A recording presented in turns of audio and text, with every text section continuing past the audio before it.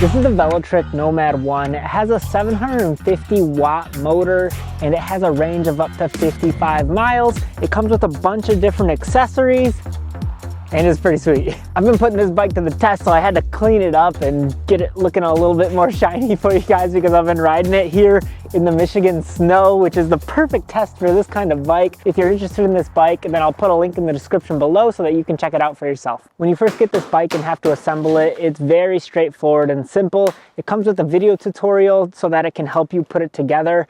This bike, compared to their Discover 1, came with a few extra steps needed to assemble it, but they weren't hard or difficult by any means. You just assembled the bike and it's good to go. When you get your bike put together, you're gonna see that it comes looking very nice. I got the mango color. It comes with a variety of other colors as well that you can get, but I love this look. I think the black against the yellow, black and yellow look really nice. The first thing I want to talk about is the hydraulic brakes on this bike. I feel like they're very smooth and very responsive to help you stop quickly.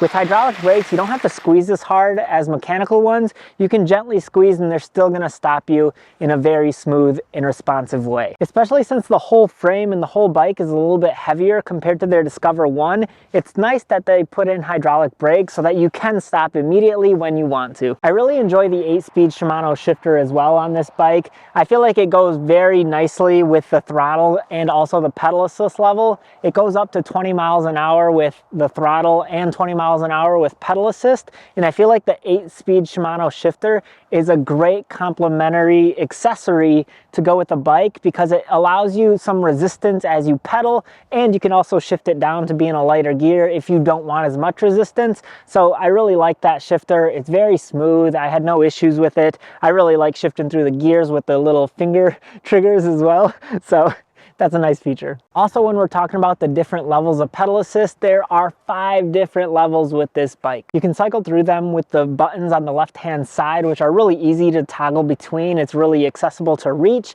And you can also cycle through the power button to toggle different settings on your screen. One of the things that you can toggle on and off is the headlight, because yes, this Nomad 1 comes with a headlight. It works great for nighttime riding. This doesn't, however, come with a rear tail light with the buttons, but it does have a rear tail light that you can push with a battery. So all you have to do is push the button down and you can turn on your rear tail light, but it doesn't have it just on the switches up top. So that's something that is a little bit different with this bike compared to the Discover 1, but it's no problem. For the amount of night riding I do, I don't mind turning on the button on and off.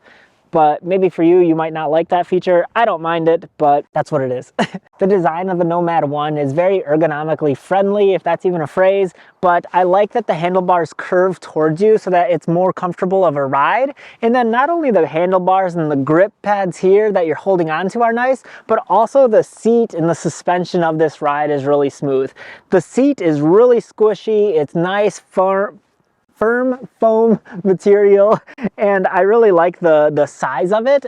You don't see this on every bike, a nice comfortable seat, but Velotric has a nice comfortable seat. But not only does the seat allow for a more comfortable ride, but it also has hydraulic suspension in the front here that really help to absorb the bumps, and you can lock them out. The suspension is really nice, but also paired with the fat tires, the ride is super smooth. Like, this is one of my favorite things about the fat tire bike. I haven't rode one before, but this one is so comfortable. Like, I live out here in like kind of the country, and there's dirt roads, there's gravel roads, we have trails, we have pavement, and I feel like this handles all of the different terrain very nicely. I had no issues going over bumpy rocks, driving in the yard or up through trails. It felt very comfortable. So I really enjoyed the suspension on this bike and just the overall feel of comfort when you ride it. This e-bike comes with a cadence sensor instead of a torque sensor. Now, a torque sensor is going to be more adaptive when you ride and kind of suit you to how hard you're pedaling or how light you're pedaling. It'll adapt to that.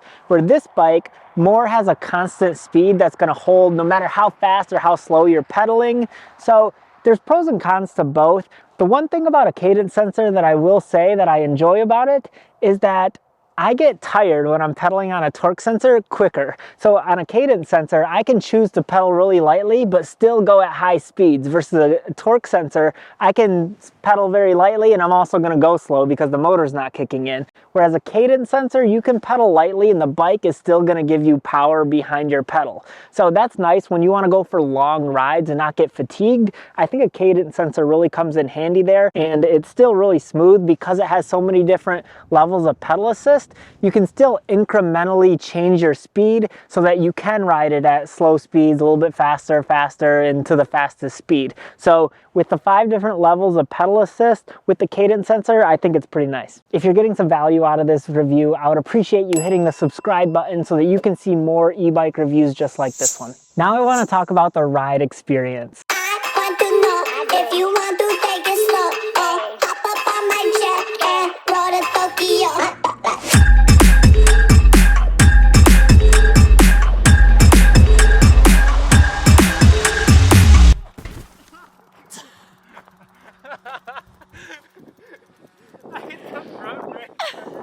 Riding this bike is very comfortable over all different kinds of terrain. It was very noticeable out where I live because there's a lot of bumpy roads here, there's a lot of potholes, there's a lot of gravel roads, there's a lot of sidewalks that are bumpy, and this bike does a great job at riding smoothly over all of those different types of terrain. That is probably one of the biggest differences I noticed between this bike and our average commuter bike. With the fat tires, the nice seat, and the suspension, it makes for a really smooth ride. Something else about the ride quality of this bike, despite it being a heavier bike with the fat tires, the thicker frame, the nice wide seat, and all these different new attachments, it is a little bit heavier of a bike, but it still handles very quick, very nimble. It's still easy to maneuver, even though it's a heavier of a bike, so it's still easy to ride and take places. The one thing that might be harder for you is picking it up if you have to load it in a truck or not, because it is a little bit heavier, but the ride quality is still super smooth with it, and I feel like it's even more accommodating for a little bit bigger riders. I'm a small guy, I'm not very huge by any means, and it's really comfortable for me, but even if for bigger people, I feel like it's a nice sized bike that it's very comfortable to ride. Something else that I want to note is these fenders helped me out a ton today riding through all different types of weather. So riding through the snow and riding through the different gravel roads that were muddy today, these fenders really helped to keep me a lot more clean. I didn't get mud all up and down my back or all over my front, anything like that, or even the bike stayed a lot cleaner as well, which is nice. I don't have to scrub this down a whole lot afterwards. But the fenders really help to keep this thing in a nicer shape when you're driving through wet and muddy and snowy terrain. Riding it out here today was a lot of fun here in Michigan. In this snowy weather, it was so much fun taking it through the yard and riding around. The bike still handled really great. I'm glad I got to test it in these conditions to see how well it actually performs.